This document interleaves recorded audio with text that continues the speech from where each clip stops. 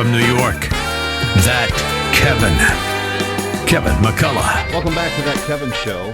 Very eager to be on location for a very special conversation, a few of them actually, as we think about the coming holidays, and I know it seems like that may still be a little bit off, but yet over the last number of years, between efforts in the world of TV like The Chosen and the specials that they've produced, last year's big mega film hit, Journey to Bethlehem, there has been this trend to get the Christmas narrative back into pop culture in ways that are more relevant, less cheesy, and maybe more effective in terms of the goals that the gospel lays out. Well, that same energy is now coming to the musical stage, maybe even Broadway. And I'm excited to talk to the two people that are going to be here to discuss this with me. That's why I'd like to welcome Peter and Jennifer Emerson. Why this narrative and why this approach to this story? Yeah, that's a great question. So back in 2018, I took my daughter to go see the Trans-Siberian Orchestra perform. And if you know anything about them, they're fantastic, just really, really great. They've been on the road for 25 years. Lights, lasers, LED, spectacle, soaring guitar solos, pyrotechnics, all of that stuff. Lifting the guitars over the audience on 150-foot platforms, and it's amazing. And I'm watching it and I'm thinking, this is just really fun. It's really spectacular. And I'm like, wow, that's really cool. And I was like, well, yeah, I can do that. And then the next thing that they did, and I was like, oh, that's great. Yeah, I could do that. And by the end of it, I'm thinking, why am I not doing this? And, you know, they have 18 to 20 tractor trailers full of great stuff that they're bringing in. It's a big spectacle, and they're playing arenas in front of 25,000 people at a pop. And I'm talking to the people around me before the show, and they say, yeah, this is our 13th show that we've been to, and we bring the family every year. It's become our tradition. It's sponsored by the Hallmark Channel, and they got lots of resources and everything behind it. Everybody's happy. It's great. It's fantastic. I'll go see them every opportunity that I have. But what struck me, other than the fact that they're doing it and I wasn't, was that their Christmas production was more about the spirit of Christmas, and happens at Christmas every year, but it really isn't about Christmas. And so I set out, I was like, well, how can I use my gifts? How can I use my talents and skills and put something together that, like as I've said, is high energy, family friendly, and God-centered. For unto us a child is born. To us a son is given. And the government shall be on his shoulders.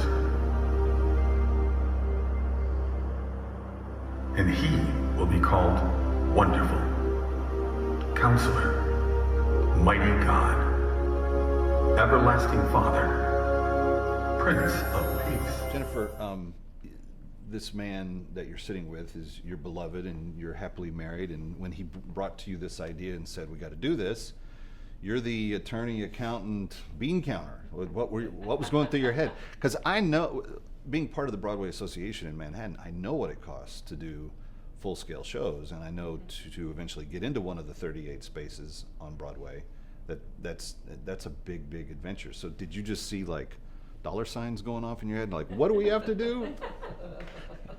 When I first heard the music for He Rules the World, I mean, I was just, within a song, I was just transported in my mind. I could picture myself in a theater, surrounded by other families. I could see I have two daughters, but we have a younger daughter who at the time was 6, and I was like, this is something that I could see, like, you know, Anna sitting next to us enjoying this. I could feel the emotion of that, and I'm very selective about where we'll take her. And it's hard to find age-appropriate, great entertainment options. Right.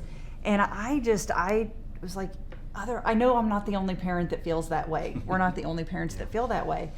And I'm the one. I said to him, I was like, Peter, like we need to bring this to stage. And he said, well, yeah, I know, but how? It was almost a well, I don't know, but we have to do it. Like we have to figure it out. And I think that's where, you know, he's an incredible musician, creative, and as you said, I mean, I'm the lawyer, accountant, chief compliance officer type, very different set of skills. Yeah.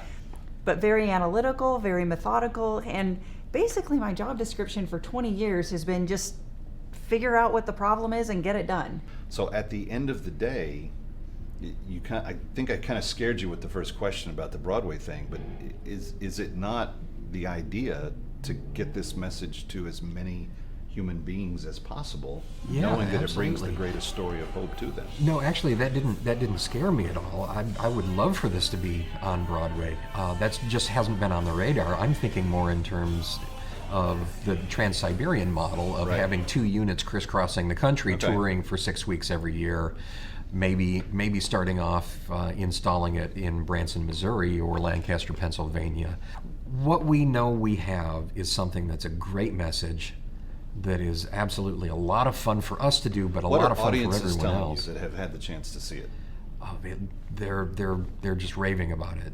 The 12-year-olds coming out telling us that the keytar is their new favorite instrument, and I'm down with that. We got introduced to Kevin Sorbo. We were supposed to have a 10-minute Zoom call with him, and an hour later, he's like, "Man, this is great. Yeah, I'm in. Let's do it." Well, his name's Kevin. How could he go wrong? How can he go That's wrong? Especially on Absolutely. That Kevin show. And if you think that's fun, ask his wife Sam about whether or not people should ever homeschool their children. You won't get out of that conversation anytime soon. So next steps, you've got a big red carpet event that we're obviously here for now. What is the timeline? What's the next couple of iterations? We'll be back here in Waco December 11th through 14th for 5 performances. Okay. We're hoping to build on that, spread the word, and it's baby steps for us because we just need to get more eyes on the show and let people know that it's there, and God has opened the doors for us so far, and we're just going to keep relying on His time frame and His plan and take the show wherever it goes. So if that's Broadway, we'll come and be on your show over there and sit with you. I love that you We'll hold open you to your it. show with a live band. That's really fantastic. And those guys are great players. Well, we're very fortunate, and that's just some good relationships. So Peter and Jennifer Emerson, thank you for what you're doing. Thank you for stepping into the arts. And Ready or not, he'll be right back.